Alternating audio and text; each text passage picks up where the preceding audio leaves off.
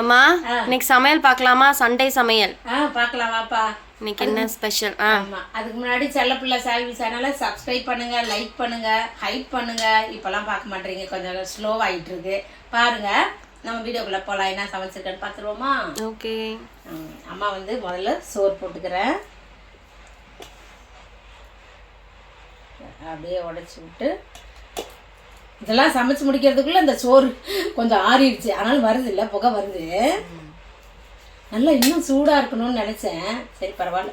நம்ம வாங்கின மீனில் இது என்னது, கண்ணாடி சுதும்பு மீன், அது குழம்பு வச்சுட்டேன் நான். அப்புறம் வறுக்கலை, குழம்பு மட்டும் இப்போ வச்சுட்டேன். வறுக்கிறதுக்கு வச்சுருக்கேன் கொஞ்சம் மீன். நாளைக்கு வறுத்து தரேன் உங்களுக்கு அப்படின்ட்டு வச்சுட்டேன். ரொம்ப வேலையாயிடுச்சுல, அதனால் நாளைக்கே வறுத்துக்கலாம். கனவா மீன் வறுவல் பண்ணியிருக்கேன். தக்காளி வெங்காயம் எதுவுமே யூஸ் பண்ணாமல் இஞ்சி பூண்டு பேஸ்ட்டு, மிளகு, மிளகாத்தூள் கொஞ்சம் அப்படி போட்டு ஆட் பண்ணி வறுத்துட்டேன். சோஃபிக்கு இப்படி தான் வேணுன்றுச்சு, அதனால் சரி. தக்காளிலாம் போட்டு பிடிக்காது. ஆமாம், இதை வாங்கினீங்கன்னு கூட கேட்டுரும் ஒரு இடுப்பு வலிக்கெலாம் அது அவ்வளோ நல்லது. இந்த நடு முதுகெலும்புக்கு அந்த இதெல்லாம் இதுவும் நல்லது. இந்த மீன் வகையிலல்ல, இந்த மீன் அவ்வளோ நல்லது. ஏன் வாங்கினீங்கன்னு கேட்குற நீ.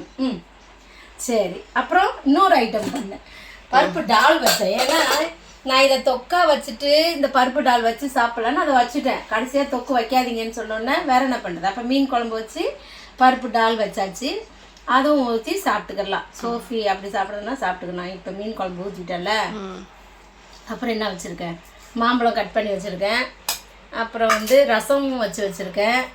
அதுக்கப்புறமா வந்து இந்த பக்கம் நம்ம கீழே அம்மா அவங்க வீட்டிலேருந்து கூழ் செஞ்சாங்களாம், கொண்டாந்து கொடுத்துட்டு போயிட்டாங்க. ஒரு பவுல் நிறையா கூழ். இது கருவாட்டு மச்சக்கொட்டை போட்டு கருவாட்டு குழம்பு காயெல்லாம் போட்டு வச்சுருக்காங்க. என்ன காய்னா வாழைக்காய் இருக்குது, முள்ளங்கி இருக்குது, எல்லாம் என்ன காய் வருதோ போடுவாங்க போல். அப்புறம் முருங்கைக்கீரை பொரியல் பண்ணியிருக்காங்க. சூப்பர். இப்படி தான் அவங்க பண்ணி அதெல்லாம் செஞ்சு கொண்டு வந்தாங்க. வருஷம் ஒரு 2வது வருஷமாக இப்போ வந்துடுது அது வீட்டுக்கு.